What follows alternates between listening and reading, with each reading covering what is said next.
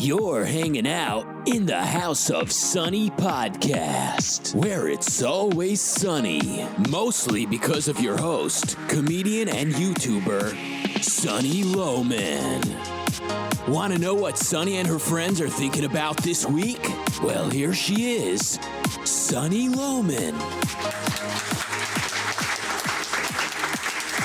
Hey everybody, welcome to the House of Sunny podcast. Back after our Thanksgiving break. We didn't do a podcast because, I didn't have any ideas. And no time as well. Did you have any time? I had time, very few ideas, other than how to get turkey. Yeah, right. My turkey coma was complete, and I didn't emerge until yesterday. I'm still eating turkey. We Are still you? have leftovers. I just tossed it yesterday. I'm like, this can't be I'm giving good. it to the dogs now. I have a little treat bowl, and it's like, okay, you guys still get turkey. They I can't still take get it it because it's full of bacteria now that will harm you, but it's okay if they get sick? Oh, no. They'll eat. Well, are you kidding me? They would die. They would rather die than not get turkey. My mistake was not putting it in the freezer. I'm really bad about stuff like that. And really, turkey is only a 2-3 day thing in the fridge, you know? No. Oh, you don't care. You're just... No. It's weeks. You just cover it. Right. Maybe I don't. Seriously. Oh my God, I would never do that. That's a huge risk. All right, everybody. On today's program, we are going to talk about woke culture again, because we love woke culture, but we had some things happen. We're going to talk, really, this is going to be an episode about the current state of the culture, what's going on, do we see any shifts? I think you'll find it interesting. And Doug said, I told him what the topic was going to be this morning, and when he called in, he said, I've got a really deep, hot take on this, so stay tuned for his genius. I don't know if it's hot. It's a deep take. It's a deep take. I call that a hot take. Mine's hot, yours is deep, which is our usual thing. Gotcha.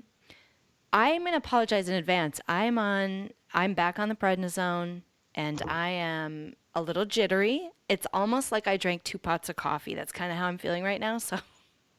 But you did also drink coffee. I'm also drinking. Here, listen to this, everybody. Don't forget to. Yeah, don't. Technically, I should give up the coffee while I'm taking Pred because it kind of enhances the. And it's worse right after I take it, and I take it in the morning. So for the 2-3 hours after I take the dose in the morning, and that's exactly when I want my coffee too. Even though I'm not tired, it's like a ritual. And so I'm also having the coffee. So I'm a little bit freaked out. And the other thing prednisone does is it trashes my vocal cords for some reason. So I may have to pop a lozenge halfway through. And I apologize for those of you who have that weird disorder where you can't stand to hear people's mouths drinking or eating, because that's going to happen. Here we go. Oh, it's horrible. Oh, yeah. Half the audience just left. Yeah, there you go. So this topic was prompted for me by an event that happened in Hollywood over the weekend. One of our favorite movie stars, Chris Pratt, and we think he's our favorite because we think he's like a closet conservative. Chris Pratt, obviously very Christian, kind of, hasn't really taken a political stand, has managed to sort of ride the fence, but everybody kind of knows that he leans right. You know what I mean? And he's a cool guy. He's an A-lister, cool guy. He's the actor who played Star-Lord in Guardians of the Galaxy. He's the star of the Jurassic World series, which sucks, but anyway. So he posts on his Instagram over the weekend a picture of him at the gym, and this was an advertisement. He's been paid to post this by Amazon, I guess. Some kind of workout gym equipment for Amazon. Here's the thing. It's him standing there in his workout clothes. He's got it holding a bottle of water. He says, "You're probably wondering why I'm standing here low-key flexing, gazing into the distance. Well, it turns out I'm teaming up with Amazon to show you guys everything I use for my workouts, keeping active, and all the fun to get you prepped for 2020. Okay? Nice.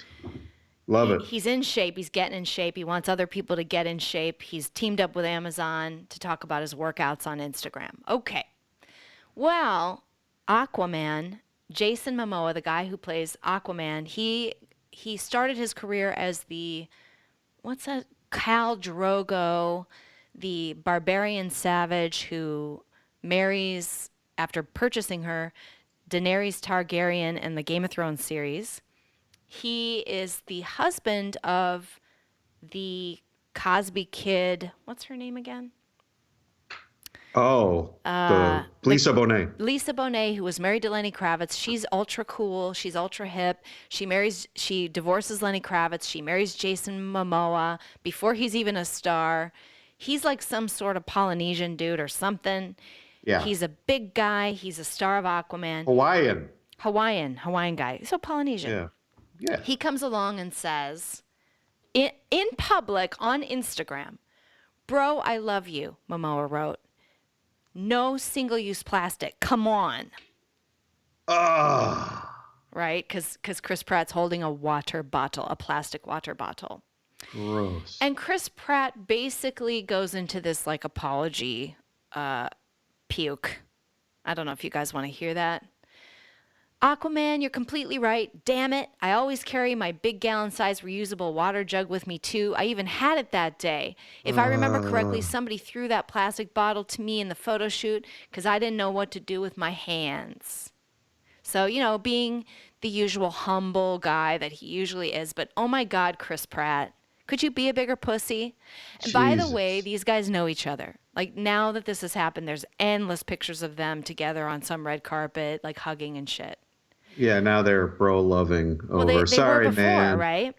Yeah. This just happened. They've known each other. So this is two guys that know each other. Aquaman calls out a guy he knows in real life in public on Instagram for holding a water bottle. Okay, so that's the context.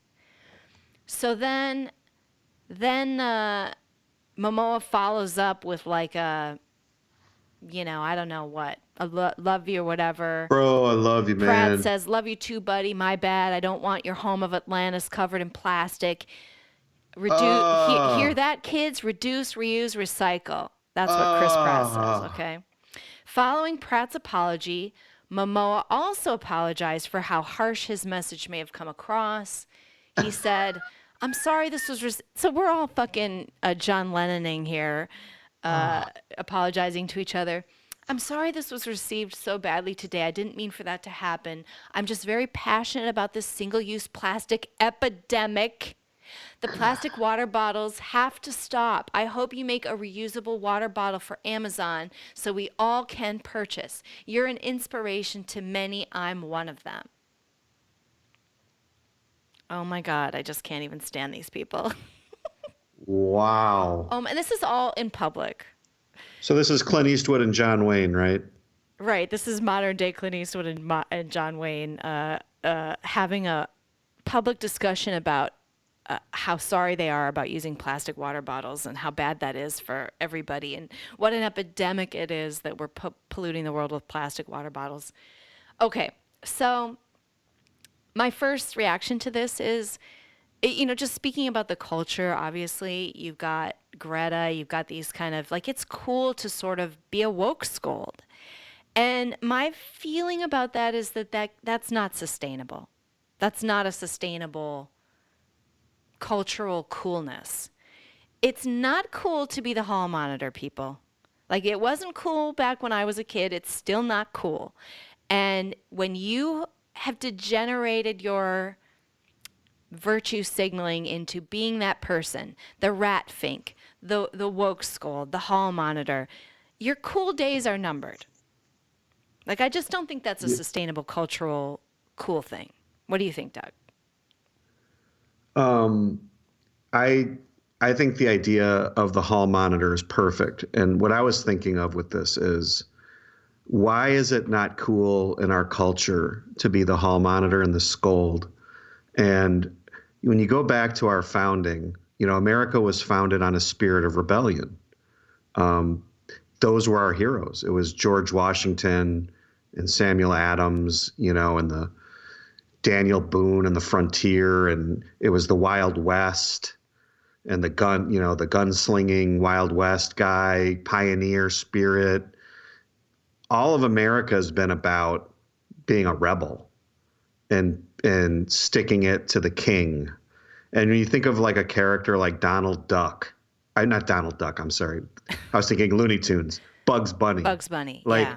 Bugs Bunny is basically a snarky little fucker. You know, that's like his whole shtick is, you know, he's cocky and people love it. You know, that's America. And and the gauche, brash, you know, loud asshole, you know, the ugly American overseas. And you contrast this with European culture.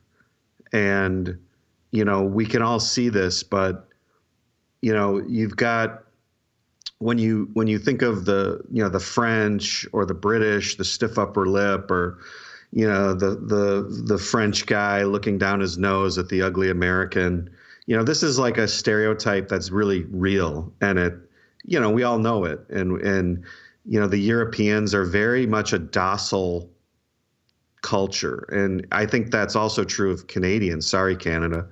But I don't think it was always that way in Europe. I mean, when you think about the English origins and their history, the King Arthur, and then the Vikings swooping in and merging their culture with, I mean, the Vikings are more like American culture. but they all came here. Right. I mean, I think all those we people sort of drained all that type of person. I think that's probably true. I mean, you know, if you look at the reason why people were fleeing that area, it was for freedom and religious conscience and an FU to authority, and we want to live our own way, and that's why the people came here. So we kind of did attract a certain type. And when you look at the 19th century, I mean, the Bismarckian welfare state, you know, which was started in the late 19th century in Germany, where you had this philosophy, you know, you had progressivism, and you had the Bismarck welfare state going on in Germany, and progressive politics starting after Marxism. And that influence came over to the United States and started infiltrating our culture around the turn of the century through immigration and through academic influences. And, you know, you start seeing this progressivism, you know, spreading across America. And it's always been in conflict. You know, you think of the speakeasy and the Roaring Twenties culture versus the prohibitionists and you remember those suffragette type women, you know, the progressive women that were thought drinking makes men drunkardly, you know, and passing these kind of progressive laws, these kind of like hall monitor types. And so, you know, you've got this Roaring Twenties gangster rebel culture, which Americans all secretly love, and it resonates with us somehow. And, you know, against this spreading European model of an orderly, centrally planned socialist society where we're all equal and we're egalitarian and boring as F. And wearing gray suits, which spread across where did that happen? It started, you know, the Bolsheviks in Russia, and then the Nazis and the fascists, you know, look at the goose-stepping Nazi, you know, and then to some, you know, the British, of course, fought it, but, you know, they became socialist at some level too. And they all gravitated at some level. I mean, there's different extremes of this, obviously. There's the German variety, which turned into Nazism, and the Russian version, which turned into global communism. But there's also a French and German aspect to it. It's just a little bit less extreme. And then you've got America, and it's totally different. And it's always been totally different culturally.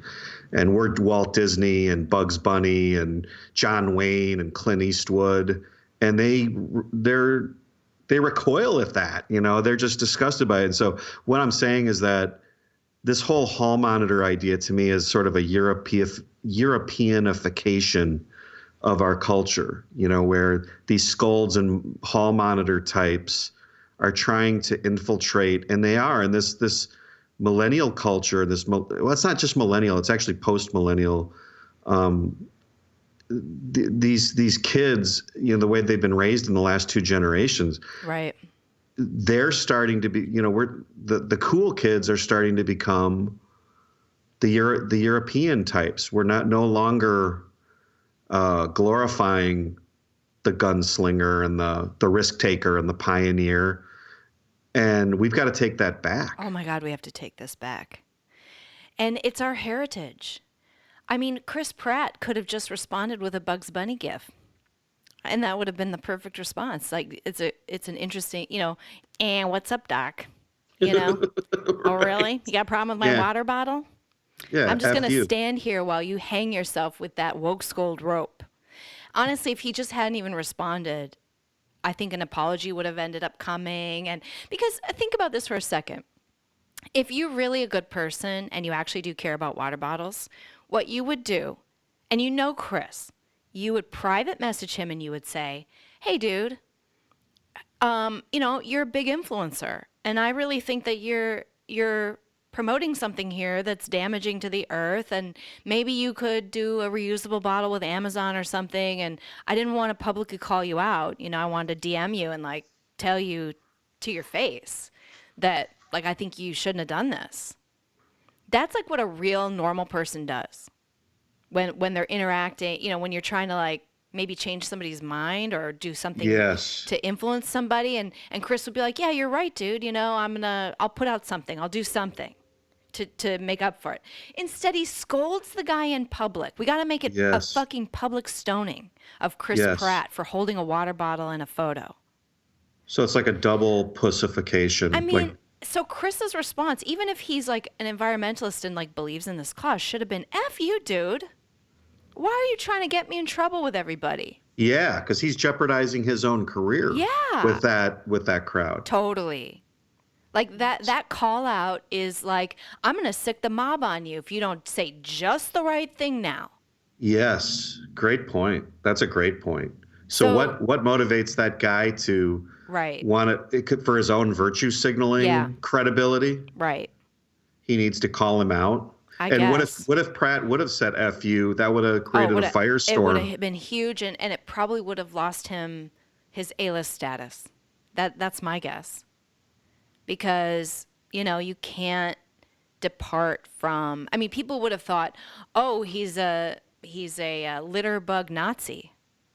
If he was just dude, maybe in private. Actually, maybe the proper response would have been, I think a private message would have been appropriate about this. Why are you trying to call me out publicly for something that obviously I kind of did unconsciously?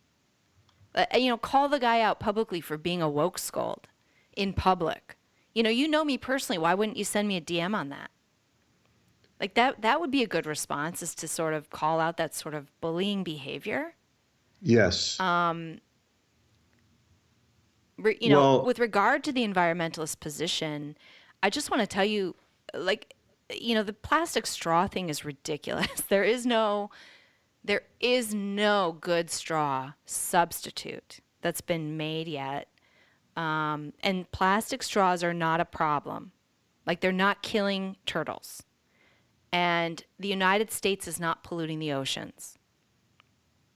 No, the not Chinese with our are. Plastic bottles and not with our straws. So the other creepy thing about this is that it's a pointless ritual, religious sort of, hair shirt, that we can't use plastic bags or plastic bottles or plastic straws. It has no purpose. There's actually no real world, it doesn't fix anything. If you really care about the environment, it doesn't actually do anything. No, it's like eating a wafer as the body of Christ. That's it's right. just a ritual. It's a total religious ritual. So that's the other creepy thing about this. And I was traveling earlier this week in San Francisco, where in the airport at SFO, they have banned plastic bottles, which I'd completely forgotten about, and I haven't been up there in a few months. And so I go through the airport, and I'm by myself. So my story is that, I have this illness, I have a lot of fatigue, and there's pain, and it's difficult for me to go through an airport with my daughter by myself. It's hard, okay? I got luggage, I got a 5-year-old, It's easier now, she's a little older, but 2 years ago, I wouldn't have even done that. I'd be like, no, I can't do it. I have to have a nanny with me or her dad or somebody because I just wouldn't have been able to do it. I'm able to do it now, partly because I'm on prednisone, which makes me feel like I'm Superman, even though like inside I'm dying. So I'm in the airport. We're all dying inside. Right. So I'm in the airport. I got my 5-year-old. I got this luggage. We went shopping in San Francisco. So I got like, I couldn't even fit everything in my suitcase. So I've got my luggage, my big tote purse, plus a freaking shopping bag full of shit, And then my 5-year-old and I'm balancing all of that. And I have to buy water because I have to take medicine at different times. My daughter gets thirsty. I don't want to get dehydrated and feel worse. I mean, it's important for me to stay hydrated. So the first thing I always do in an airport is buy a big bottle of water because you also can't rely on the flight attendants to give you any freaking water. And for whatever reason on planes, they have reduced cup sizes. Have you noticed this? They're like half the size they used to be. Yeah. And so you get this little tiny itty bitty glass of freaking water. Yeah. And so we're all freaking getting dehydrated on the plane now. So I bring my own water on now. That's like an imperative for me. Mm-hmm. Yeah. And so I'm looking for water and I'm like, I can't see it. And then I realize, oh, shit. They banned the water bottles. So here's what they sell. They have giant aluminum bottles. What? Aluminum. So I could build my own plane with the aluminum that they were wasting in that airport. And then, or glass. I thought it was going to be one of those leather pouches they used in the 19th century. That's what I need. I need a pig's stomach. Exactly. And then I can carry my own freaking water on. It's just half spilling out. And you can't bring water on the plane, So from now on, if I ever go through that airport, I'm bringing my own bottle, which I will then buy a bottle and then fill up my bottle because it's so heavy, you guys. So and my daughter has a cold, so I can't share water with her. So I had to buy 2 waters. And they weigh a freaking ton, and I put them in my bag. I'm like, I can't even believe this. I had to put them in my purse, and I'm schlepping like an extra 10 pounds. And I'm like, this is not good for sick people, single mothers, whatever. I'm not a single mother, but you know what I'm saying? Like, yeah. The people who are having a hard time are the ones suffering for this pointless ritual. So Aquaman can carry his fuck you, Aquaman, and your goddamn glass bottles. Go F yourself. So if you want to be here and carry my water, you strong man who's healthy and has, money and nannies and whatever. If you want to carry my water, fine. Otherwise, shut the fuck up. Whatever happened to mind your own business? Yes. That's American. That's an American value. Privacy, mind your own business. Remember high school when you'd be out in the hall and some little twerpy kid was given the hall monitor status? Totally, with the orange sash. That kid got his ass kicked. Of course. Like weekly. He never wanted to do that. Well, wasn't that like Martin in The Simpsons, Martin Prince, like the nerd is always the hall monitor? Yeah, right. It's stereotypical, and now it's the cool guy, and I just can't figure it out, man. It's just not sustainable to me. Can I make I want to make 2 quick points. What is wrong with plastic? Like plastic, if plastic never dies, if it never goes away, isn't that what they want? Because then the earth would never change. Like let's say we made the globe out of plastic. Like the whole earth was literally a plastic ball. Wrap. Yeah. It would never change. Well, not just fresh, but it doesn't decay. Yeah. Isn't that what's great about plastic? Is it just sits there? And so I've heard people go, "Oh, plastic doesn't decay." I'm like, great. Right, it doesn't decay. It's frozen in time. Yeah. Because then it literally never changes. Like everything's just a big giant plastic ball that sits in a field. This is how we stop climate change. We wouldn't want climate change. Everything would be this. No, we want thermal homogeneity. We want the temperature to stay the same. So why don't we just reshape the earth into like a giant plastic ball that's perfectly round, and it's hard. It's like a hard surface. It's it's kind of like one of those it's like a bowling ball. And then you can't affect it. You can't change it. Yeah, You I get can't it. do anything. I think you should talk to Stanford or something about this Now, idea. now I wanted to make one other quick point too, which is the obvious hypocrisy of this. Here these guys are actors, right? And is there any activity or any business on earth more frivolous than and less important in the grand scheme of things than the entertainment industry? And when you think of like the making of a film or a TV show, which is how these guys have gotten wealthy and in a position to wag their finger at us, talk about a waste of resources. If this is your concern, which it's not my concern, I love film and think people should use as much resources as possible. But if you're, from their standpoint, let's talk about, how about pre-production travel to scout film locations where, the electricity they need to cart, and fuel they need to cart people and equipment from site to site by trucks and buses and airplanes and trailers for the actors and the crew, and the electricity to run the lights and the cameras and the equipment and the costumes that use fabrics that are made in the third world, the cosmetics they use that get tested on animals made by chemical companies.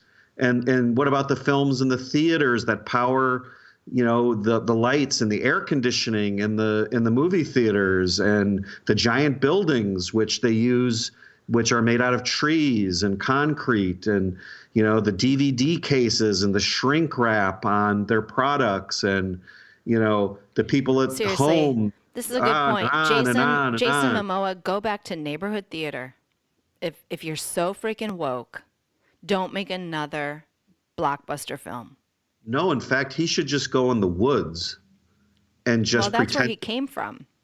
And so just he'd pretend. Just be going back there.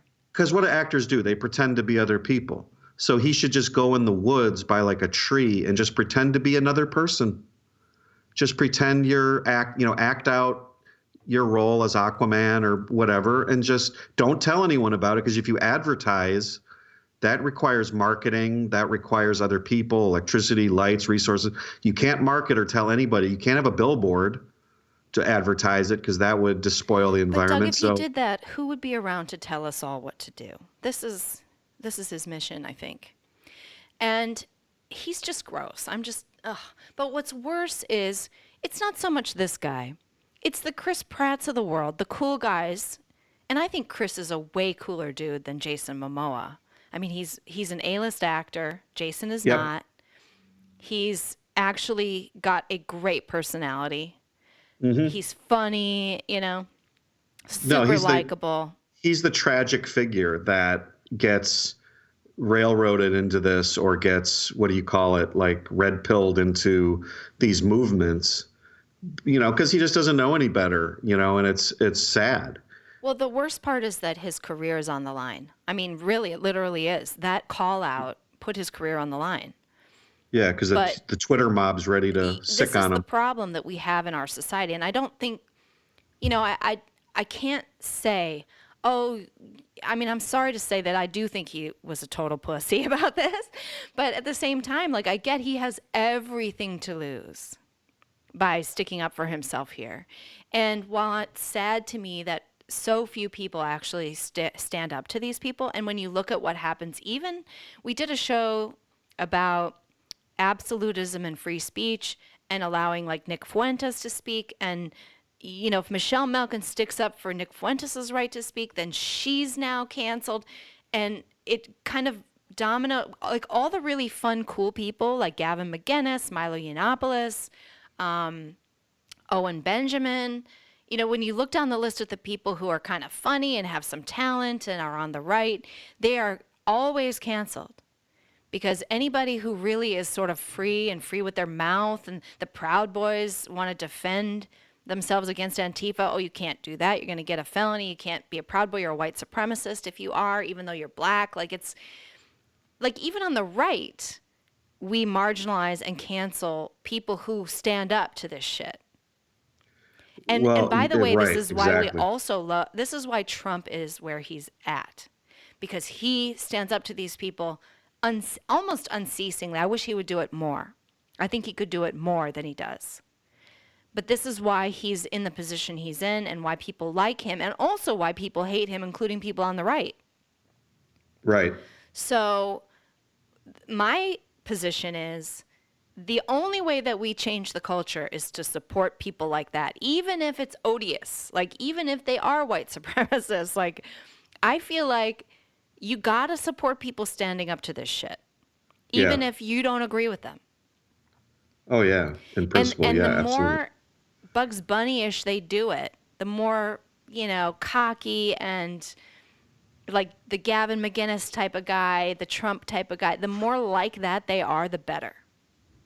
Well, what's your career worth? If you're Chris Pratt and these other people that won't stand up to this, if this is the world that you're going to live in, if you want to, I completely agree. If you want to compromise and acquiesce to these totalitarian hall monitors, that's the world those are the people you're trying to impress. That's the career you want to cultivate. I would rather be Jordan Peterson and be the guy that gets famous for standing up to it. Jordan Peterson said in something, when he was discussing like what do college students do when their professors are spewing all this crap, and how do you stand up to it when it can affect your grades?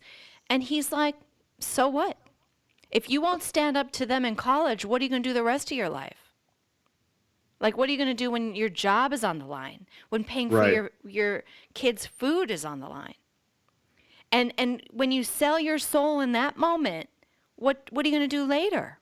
Right. Exactly. So I thought that was genius. Like, you really can't do it, everybody. You can't sell your soul. And you can't let this shit happen. And it's the people who don't stand up and who just allow it to happen and allow what I really think is kind of a small group of people. A vocal minority of jerks have taken over our society because they've gotten us to a place where everybody is just giving in to them because they're afraid of the consequences. And Twitter has, made that much worse. And, the ability for mobs to kind of pile on over nothing has made it a lot worse. Yeah, because they have a bullhorn now with social media, and I don't know why so many people are personally. And I think part of it is just human psychology. It's if like one person objects to you on Twitter, people get bent out of shape about it. So it's a real sense of threat. Even like if you're Chris Pratt and there's millions of people who know who you are and pay to watch your films and whatever, and then there's like 100 idiots on Twitter who are making a lot of noise. Those are the people you react to because they're like a threat to you and you can see them. And at some point, like you said, you've got to stop. We keep hearing people say things like, well, it's understandable. He doesn't want to lose his career. And when are we going to stop? That when it's is like it not understandable? When do you risk your, like if you think about the founders risking their lives, their fortunes, when do you stand up and say enough? Like I'm going to think for myself and I'm going to speak my mind. And you can call me a racist and you can call me a white supremacist. I'm not. And that's your problem. And screw you and F you. You called me a name.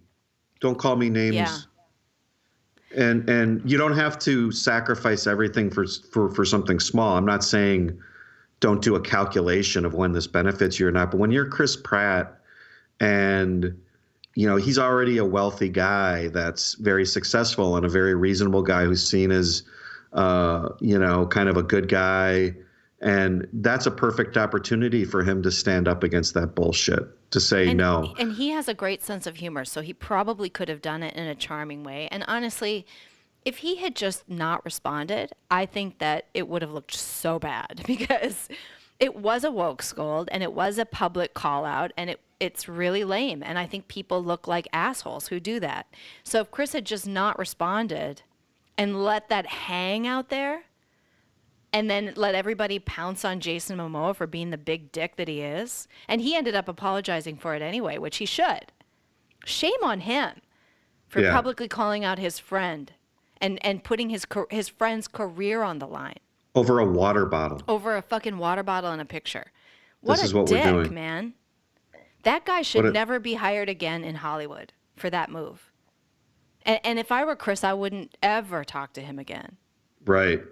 Right. You don't get to know me, you fucker. Yeah, so he did all the wrong things He did it. and Ugh, reacting to this. So sickening. it is sickening. These are men. Yeah. These aren't a couple of little like teeny weeny little namby pamby kids. This Aquaman dude is like a giant Samoan looking, he's got like long hair and he looks like a barbarian, and Chris Pratt's cool. Like these are the men that are kind of like the symbols of manliness, manliness and masculinity and toughness. Sorry, I used a water bottle. Oh my God, I'm so sorry. Oh God. Come on. This just isn't sustainable. I really just can't. I mean, maybe it is, but I just don't see this as sustainable here.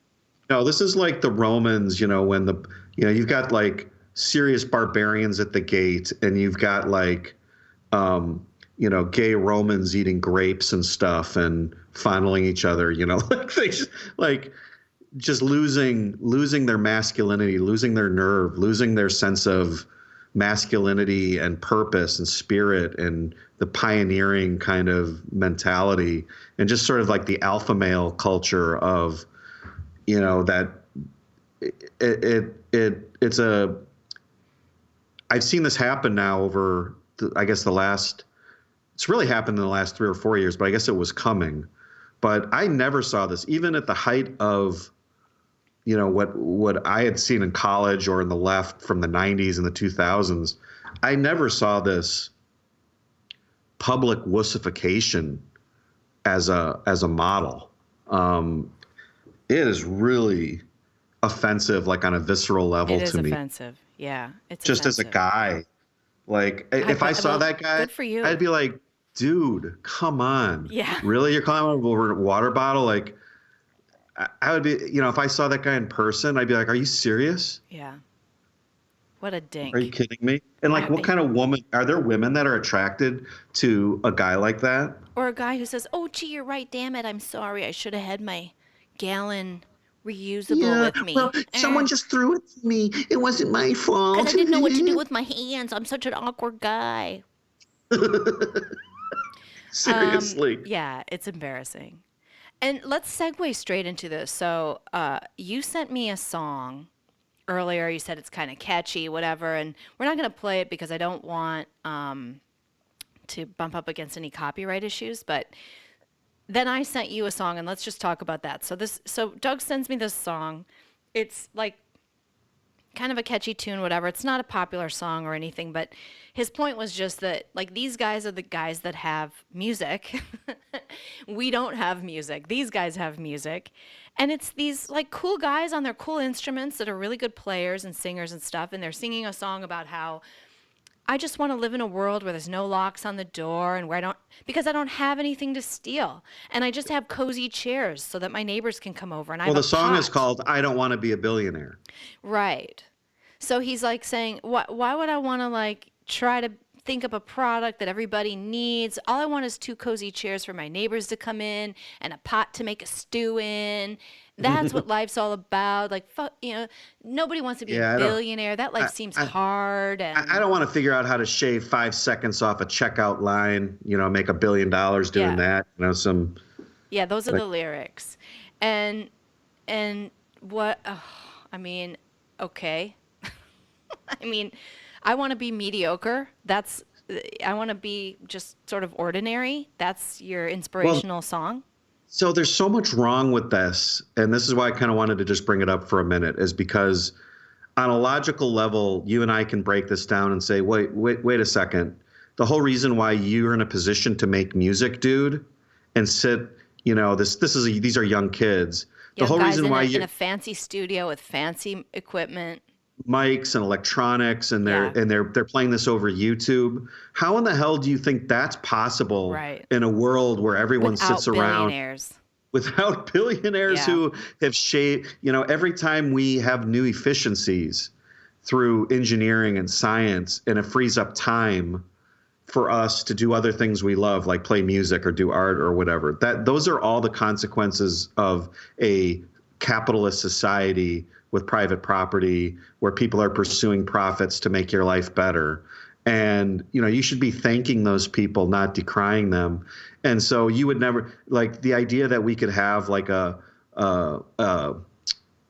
passive life where you just eat a stew and your neighbors are friendly and stuff. Like, that didn't happen a few hundred years ago. People spent all their days hunting for food and water and like fending off other tribes that wanted to kill them. I mean, this is all just a platonic heavenly fantasy, by kids. And my point was, we can logically go off on this, right? Like I just did for 30 seconds and kind of show all the economics and the logic and the political history, but yet these guys have the song and they have a catchy tune.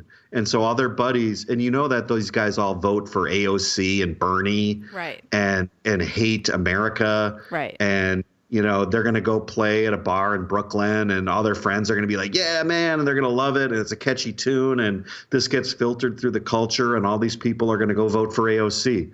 So my point was, not just the internal logic and hypocrisy of it. How do we on the right, now I understand where this guy's coming from. He's a kid and he's like, yeah, man, why, what he sees is these, and from his perspective, he's looking out at these billionaires who are engaged in this kind of seemingly mired and, these mechanistic jobs where they're just, trying to marginally do something and they're making billions of dollars, and yet all poor people are all sitting around suffering, So just from like his own perspective, do I think what he's doing is immoral? Like he should know better? No, because he's a kid and this is what he's grown up in. But my point is, like, how do we counter this? Like culturally, how do we more in a cultural sense create the kind of art or messaging or pithy responses that would not vilify these guys and say, you guys are just a bunch of commie, leftists, but instead say, we kind of get this, but, kind of, in other words, we need to present in a narrative. There's nothing invalid about a guy looking out and saying, I don't really want to be a billionaire. I'm not going to set that as a goal because I don't want to be one of those guys. I don't want that lifestyle. Because the people who do rise to the top and become billionaires and do it, that's a really hard life. Yes. And I don't see that as, I mean, and definitely as you get older, you want more balance and family becomes more important. And but you're saying I respect that. Right. I don't want to do it, but I respect it. Exactly. And he's saying, and what bothers me about it is that he's not just saying, that's not really for me. I would rather live a sort of saner, more balanced life. And I recognize that in myself. And so I'm not going to beat myself up through my 20s trying to be something I'm not. I'm just going to. He's making a metaphysical and ethical statement. Like, he's saying, is wrong. Right. He's saying it's better to have nothing and be friends with your neighbors than it is to be a billionaire. Meanwhile, like you said, he couldn't be doing anything of what he's doing without the men who are willing to live those hard lives. And the men who are driven to that level are insane producers, and they make our lives so much better, and hats off to them. No, thank you. You know what I'm saying? But I guess what I'm getting at is maybe just the importance of storytelling. And this is why we love Rand and her novels and some of the other, free market oriented, liberty minded artists. And there's so few of them because this kind of narrative and storytelling and music and comedy and movies and drama, this is what people relate to. And this is what I fear, because these are the people that are out there with this messaging that really influences the culture. And we're not doing that. Like, you and I could sit here and break this down logically and say, yeah, man, that's wrong. And if I had a beer with that guy and talked to him for an hour, I could probably get to the bottom of it. And he would probably at the end of it explain, yeah, okay, I see what you're saying, Right. But they have all that's the not going to happen. This message of egalitarianism, this message of equity, and everybody's the same and nobody tries for anything, and being uber successful is somehow like a dysfunction. Yeah. And that's where all the art is coming from. And you're right, it is. I mean, I think it is changing. But again, it goes back to Chris Pratt. If Chris Pratt won't stand up, if people with artistic people like him with talent don't stand up, then it won't happen. And this is why Kanye is so important. You know, whatever you think about Kanye, like any artists willing to break out are really important and deserve support. We need to support them because they will lose audience. And, you know, Owen Benjamin was banned from YouTube, and I haven't really been following him too closely. But so there's a comedian who is on the rise, and he lost his career over saying that a 3-year-old shouldn't be given trans hormones. Like that, over that issue, he lost his whole comedy career, a burgeoning comedy career. And since then, he's been on like a downward spiral. Yeah. And I think it's because he doesn't have a home. He has no support. And even among the right, like he doesn't have support because he's a little too hot of a potato. Yeah. And he's degenerating into like weird, almost anti-Semitic things and kind of weird, because the only people who will be his fans are the real fringe people. Yeah, and that's like Gas Digital Network. You know, the Gas Network has this collection of podcasts. They probably have like 20, and they're all just no holds barred. Like they'll say anything, free speech type stuff. And what I'm saying is, you know, we don't just make. Again, let's get into our side, the namby-pamby, it's a private business, you know. Start thinking culturally. Start thinking broadly and morally and philosophically. This is what I'm saying. Support these people. That's what I'm saying. Owen Benjamin is a talented comedian who should have been supported. But because he's or Milo Yiannopoulos or Gavin McInnes, like the people who are actually creative are going to walk the line and they're going to make you uncomfortable. But those are the artists, and we don't embrace our artists. We shun them. We shun them. Mm-hmm. Look at Dennis Miller, Dave Chappelle, Norm Macdonald even. These guys that sort of straddle the right and, you know, kind of get lambasted or get shunned or get deplatformed. Like this whole thing is a cultural war. It really is. It is absolutely. It's deeply a cultural war. That is it. And that's why I'm saying, like, we're fighting for the American sense of life. With Kanye's rebellion, every single person who values freedom and free speech and American values should be 100% behind Kanye.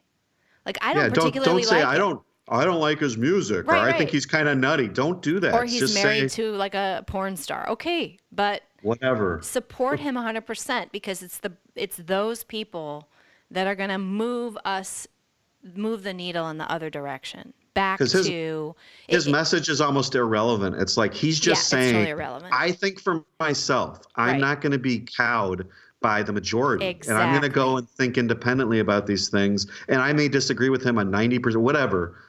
It doesn't matter. He's a symbol of independence and the American spirit. So he should be embraced by all of us. Like, I want a T-shirt with his face on it right now. Yes. And I hated the guy when he busted up on the stage and interrupted Taylor Swift's moment. Yeah. I thought, what a dick.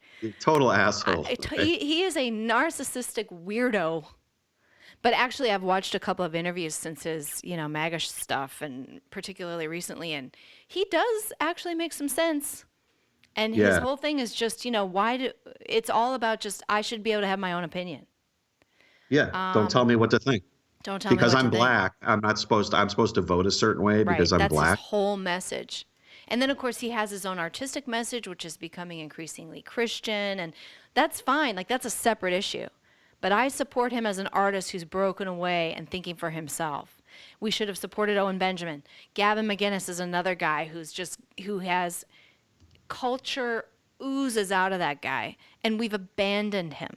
Everybody needs to go over to freedom.tv and subscribe today. What's freedom.tv? I don't even know. That's Gavin McInnes's channel. Like he Okay. basically has put everything online. Milo is there. Soph is there. Like all these fringe culture people Oh, cool. are over there. Go to freedom.tv, pay the monthly thing.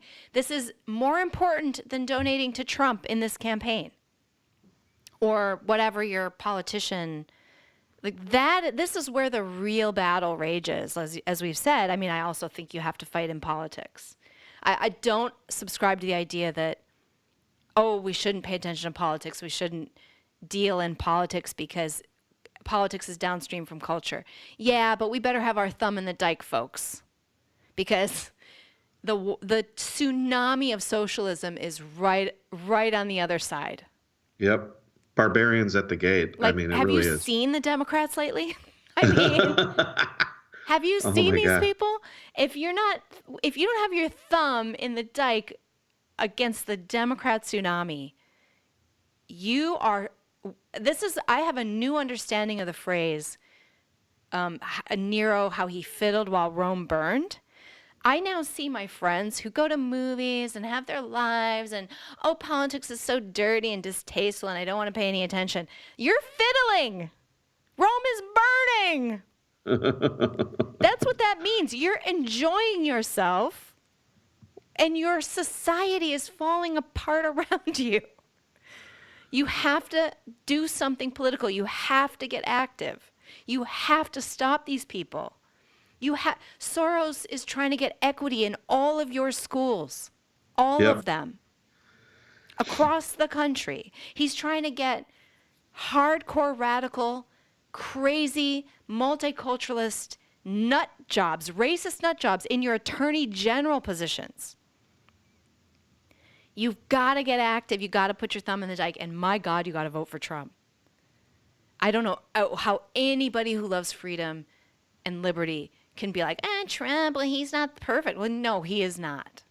But he Look what's is, waiting for you.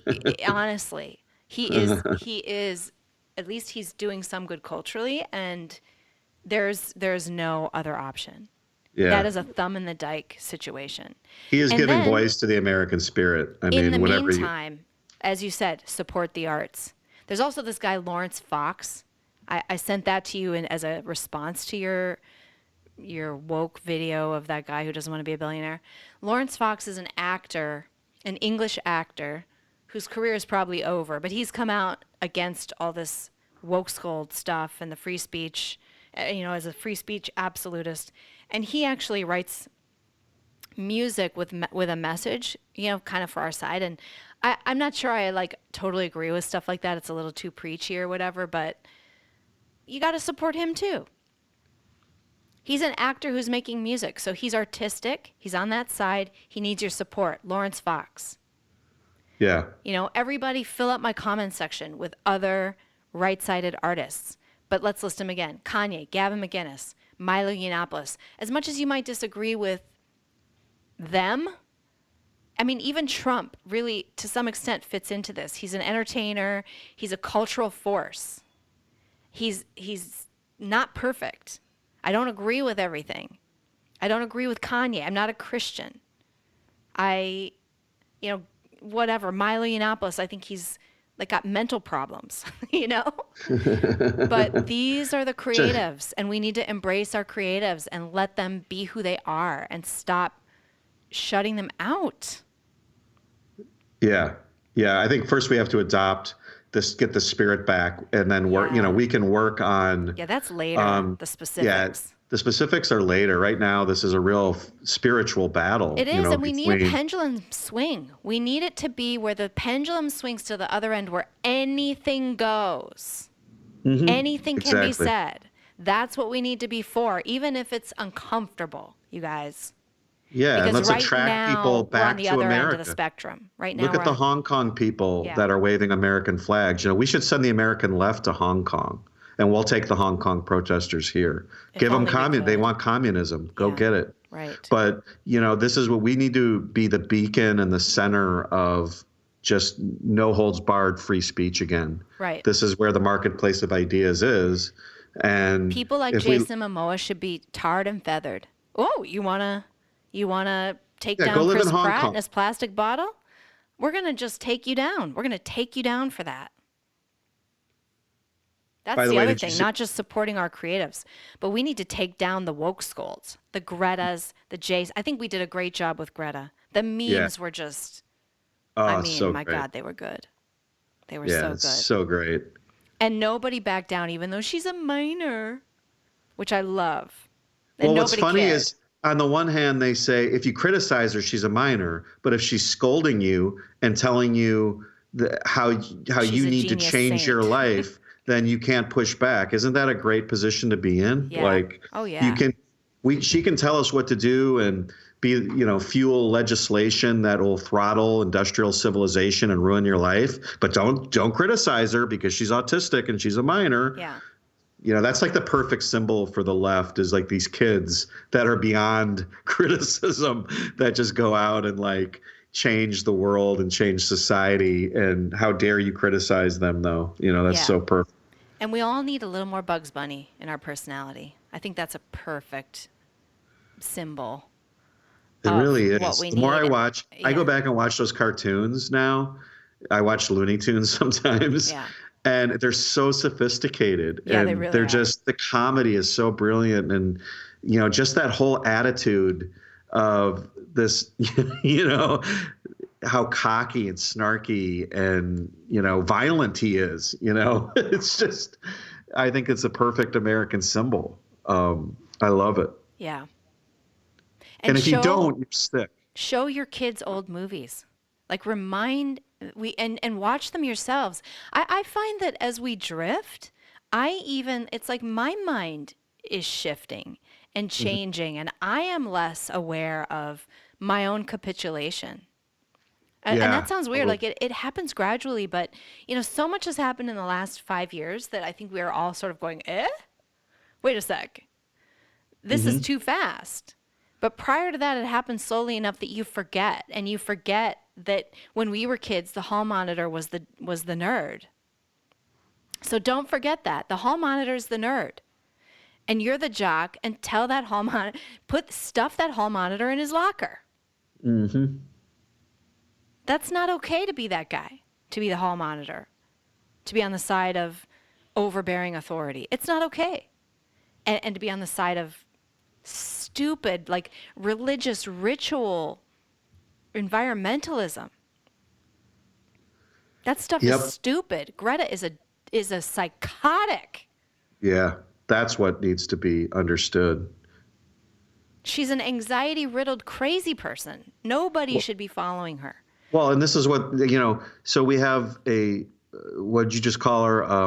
What you just said something that was really funny about her, but like, think of them and then think of the parents that are like transitioning like little children with hormones.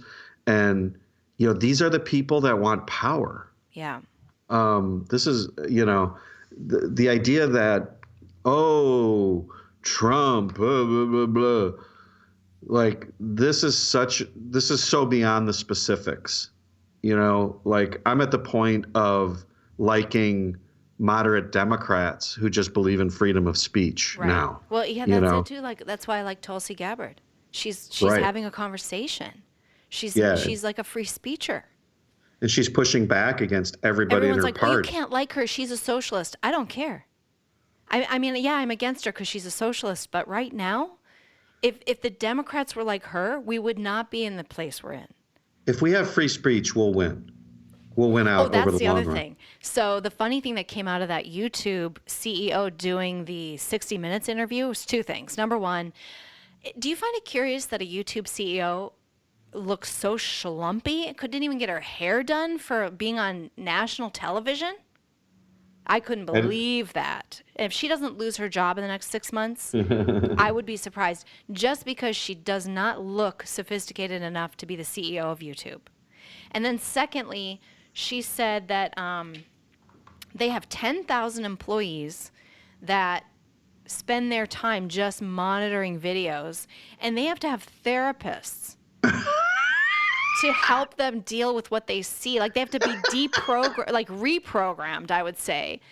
And Leslie Stahl, the 60 Minutes interviewer, is like, I'm hearing that, they're falling for these conspiracy theories. And we all know that conspiracy theory is code for like any right-sided opinion. Right. Okay. So they're falling for right-sided opinions by watching this subversive video stuff. And that, if that doesn't give you hope that like the human brain, the human mind is capable of reason, and if the information is just displayed, people will be on our side. And that's why they shut it down. That's why they want to shut it down. That's why they have the monoculture on the news, the monoculture in Hollywood. That's why they need to be scolds, because otherwise we win.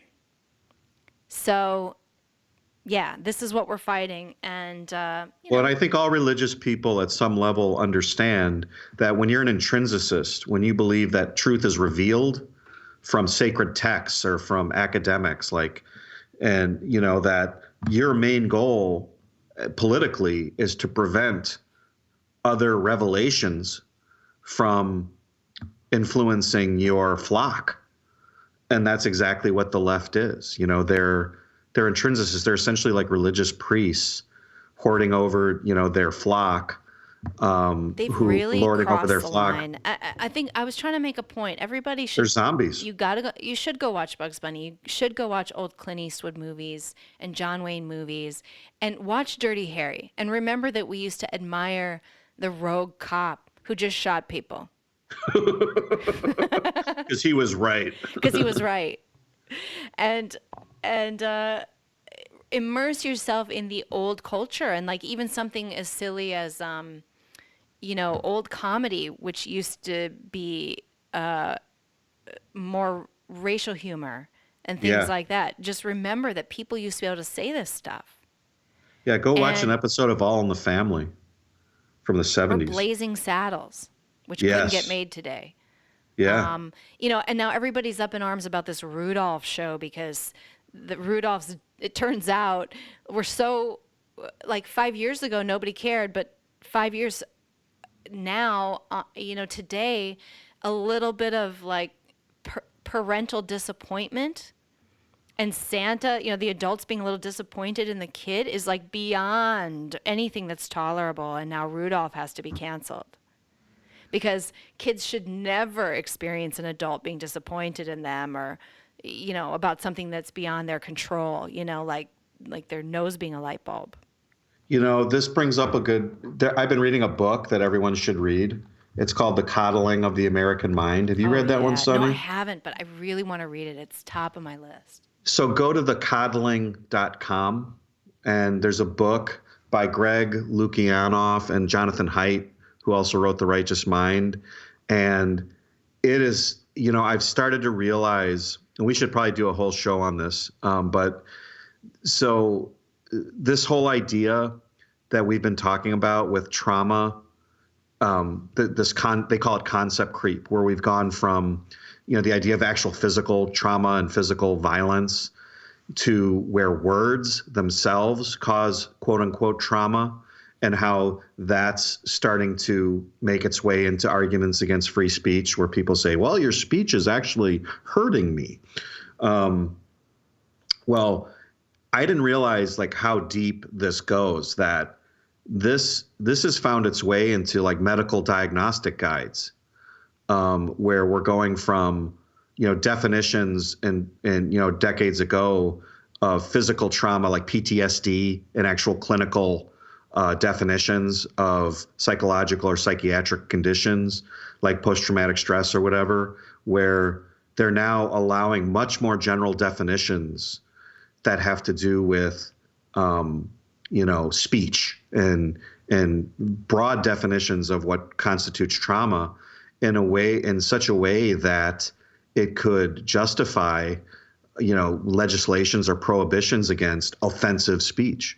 And so anyways, they go through this at a very like deep cultural and Haidt is a professor of psychology and a research psychologist, kind of Jordan Peterson type. He's a professor type. of sociology, actually, but. Well, no, he's a psychologist. He's a social psychologist. Okay. Yeah, he's a professor at NYU, Stern School of Business. Yeah. But he is a moral psychologist, whatever he calls himself. But anyways, the point about the book is just that this whole coddling idea, this idea that you should never, children should never experience pain and that people are fragile. This is so wrong. And in fact, he goes through cognitive behavioral therapy like CBT and how all these things that professors and students are doing now are the exact opposite of the prescriptions of cognitive behavioral therapy in terms of how you deal with problems and stress, like running. And so I really recommend it. It's a surprise that suicide is on the rise among young people, anxiety, Exactly. all of this like crazy depression and anxiety and suicide happening, in young people. It's really crazy. And like all of us older folk looking down at the things that wind these kids up and upset them and trigger them and cause them to like hyperventilate and stuff. And we're like, dude, like calm down. Like that's life.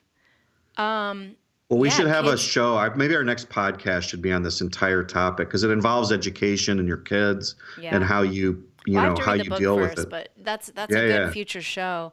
But the whole thing about the Rudolph thing, again, when this kind of thing happens and they start saying, oh, we got to cancel Rudolph, that should be a sign for everybody to go out and buy the DVD and play it for your kids and make sure that your kids are getting the same. I remember watching that as a kid, and not for a moment was I traumatized by seeing Rudolph. I wouldn't even call it bullied, but just not appreciated for who he was. That's the whole plot. That's the plot. Is that, at the end, wins. Everyone is like, oh my gosh, like even his quote unquote defect was actually something good about him. And so we should appreciate everybody's uniqueness. That's the message. That's the moral message. And you can't have that message if you don't have the initial conflict where people are not appreciating his uniqueness. So I don't remember like applying that to my own life in any way except an abstract way. And people are just like, oh no, we got to like stop our kids' eyes and ears from seeing any kind of thing that might be upsetting like that. Yeah. That's like keeping your kid in a bubble from bacteria or dirt, and then their immune system is compromised because they've never experienced any sort of stress. I mean, that's how you build your own self-esteem and your own abilities through dealing with and coping with stresses and conflicts. Yeah, right. So anyway, that's probably it for the show today. I don't know. What did we learn? I don't know. Support our artists, even when you don't throw away your turkey. Like them or agree with them. Throw your turkey away. That's the other thing. And that's how we win the culture war. Support our artists, but also, you guys, get active politically. You got to. I think our listeners are active politically. You don't listen to this show unless you're paying attention and informed. Realize the power of culture and narratives, and promote. Don't dismiss that as being just like on the fringes or sort of marginal. Realize how powerful cultural messaging is, and don't, Everyone's and promote the good. Is to go be Bugs Bunny online somewhere against a woke scold. Be a Bugs Bunny somewhere. Go over to Jason Momoa's Twitter and just say something. Yeah. Get banned. All right. See you next week. Thanks for listening to the House of Sunny podcast. Go check out Sunny on YouTube at her channel, House of Sunny. Everything Sunny does is fan-funded. And because she's likely to get kicked off and demonetized on every platform at some point, please support her over at patreon.com/House of Sunny. Become one of Sunny's elite squad and have access to behind-the-scenes footage, t-shirts, special events, and more.